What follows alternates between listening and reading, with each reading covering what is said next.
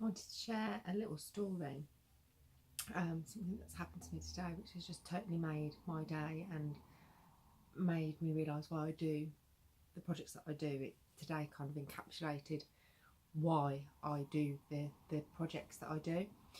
If you're not watching this on my website, you can see the projects that I do and the Tree of Hope that I'm about to speak about at my website at www.mentalhealthjourney.co.uk, and there's a section, my personal mental health projects, so you can see that there if you don't know what I'm talking about.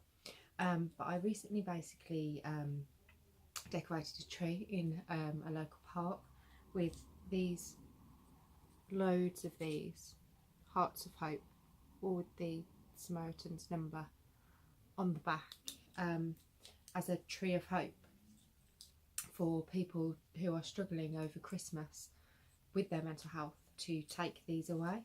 So they're actually removable from the tree. I first put up 120, and today I realised that they was all gone.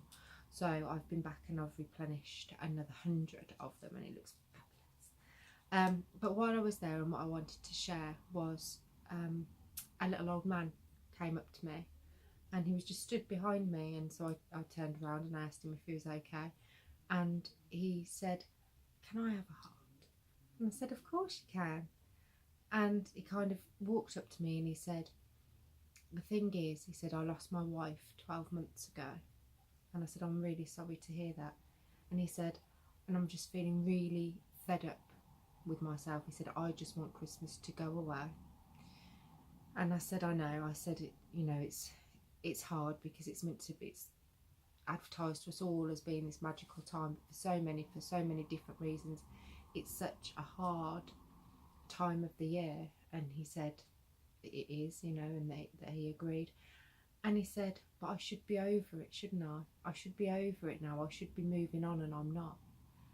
And I said, "No, you know, 12 months is nothing, and everyone grieves differently, and we all go through different processes, and 12 months is no time at all for losing your wife, and you shouldn't feel that you have to get over it or get through it, because it's a very difficult thing, and you shouldn't feel that you should just snap out of it, because that's not how these things work." And he said again, "Can I have a heart?" And I said, "Of course you can." So I said, "Which one would you like?" And he pointed to one, and he pointed to one of the pink ones. And he said, "Because that will remind me of my wife." And me being emotional as I am, I kind of stopped myself from filling up a bit, and I gave him the pink heart, and he clung this heart in his hand. He went on to speak about a lot of other different things, about feeling lonely, things to do with his family, and just generally feeling really down and fed up. I asked him if he'd spoken to anybody about it, and we spoke for a while, and I could see all his eyes filling up. So I said to him, "Come here, come and have a cuddle."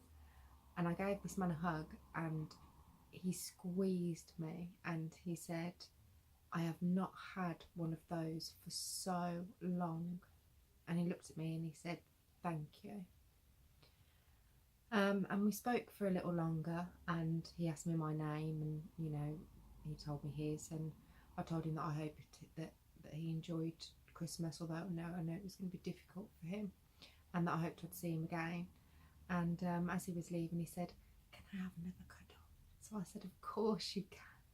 And he squeezed me to death, and he said, "Thank you, I really needed that, thank you so much." Now for me, and he walked away like this, and he actually kissed his hand with the heart in it, and he was so happy just to have got this, and just to have had that conversation. And for me, it doesn't matter whether he was the only person who that tree of hope helped through the whole project. I know they've all the hearts have been taken.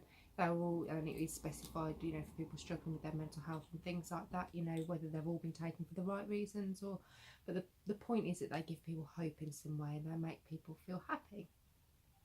But for me, if this just helped him this Christmas and just gave him somebody to speak to and somebody to say to him, "It's okay, that you're not okay, and you don't need to snap out of this," and give him a cuddle, then that was absolutely worth it. And that's why projects like this, no matter how small, are so important. We can all do something.